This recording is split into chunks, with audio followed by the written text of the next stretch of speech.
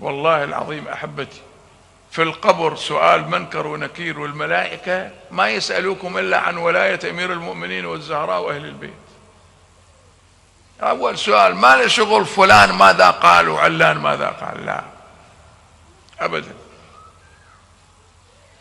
سؤال يجي يسألك ماذا تقول في أمير المؤمنين، ماذا تقول في الصديقة الكبرى فاطمة الزهراء. هذه أول ليلة في القبر، وهي ليلة رهيبة، ليلة الوحشة. الله سبحانه وتعالى يجعل المؤمنين في روح وريحان.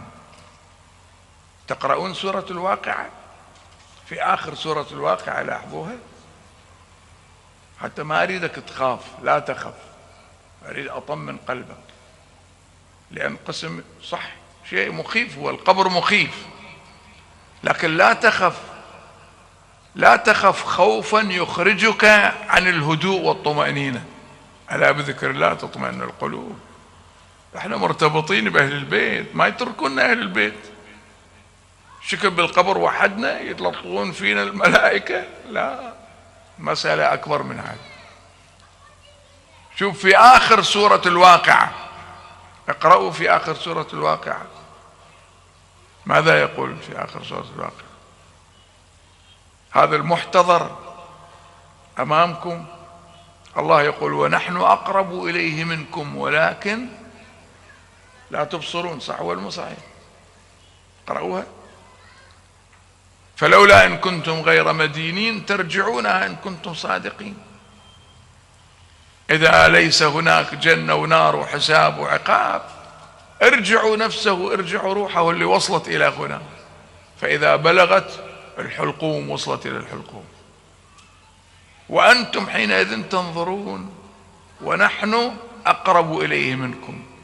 لما يقول نحن يعني الأئمة وأهل البيت والزهراء، الملائكة، أقرب إليه منكم ولكن لا تبصرون، لأن هذه عينك ما ترى إلا الأشياء المادية. ولا الآن هذا مجلسنا والله العظيم مليء بالملائكة، بس أنا ما نشوف. بعد ذلك يبين لك أن الناس يخرجون من الدنيا إلى الآخرة على 3 أقسام. شوفهم، فكر فيهم الليلة حتى ترتاح نفسيا، تأخذ راحتك. القسم الأول المقربون، القسم الثاني أصحاب اليمين، وهؤلاء كلهم شيعة. المقربون ما يقصد فيهم أهل البيت، أهل البيت فوق المقربين، أهل البيت قمة القمم. القسم الثالث المكذبون الضالون. شايفوا؟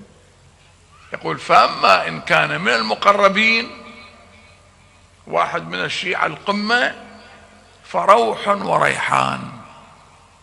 هذا مو القبر تشوف تراب يعني خلاص هذا طموه بالتراب دفنوه، لا، القبر روح وريحان، هذه جنات وأنهار، بس احنا ما نشوف، ما نرى شيء. فأما إن كان من المقربين فروح وريحان وجنة نعيم.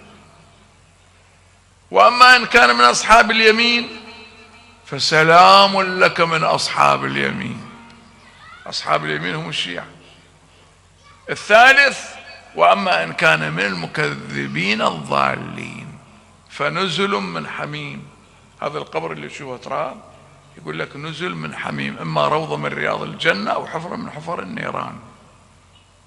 بس احنا بالنسبة لنا ما نشوف إلا تراب وحجر، يعني المسألة أكبر من هاي. هذا القبر إما روضة من رياض الجنة كلها بساتين وأنهار، وإحنا ما نشوفها ما ندركها، وإما حفرة من حفر النيران والعياذ بالله. أحبابي لاحظوا دقة التعبير، دقة التعبير. فنحن قطعا لسنا من الضالين المكذبين. احنا من المكذبين الضالين؟ لا والله العظيم. فنحن إما من المقربين أو من أصحاب اليمين. إذن اللي ينتظرنا شيء جميل جدا، نحن ننتظر رحمة الله الواسعة، ننتظر العطاء. لذلك المؤمنين يقول عنهم أمير المؤمنين سلام الله عليه: ولولا الأجل الذي كتب عليهم لم تستقر أرواحهم في أجسادهم طرفة عين، شوقا إلى الثواب وخوفا من العقاب. هاي واحد يقوم صلاة الليل يصلي له كم ركعة، إذا يصلي 11 ركعة بالليل وبسرعة تخلص ما فيها شيء. فلا تعلم نفس ما أخفي لهم من قرة أعين. حتى لو ما تستطيع تصلي ركعتين فقط، المهم أنك تقوم في الليل تتوضأ قبل الأذان، صلي لك ركعتين.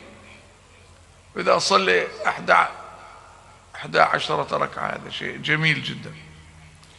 فنحن أمامنا الخير كله أحبتي، لكن يجب أن نتمسك بعقيدتنا.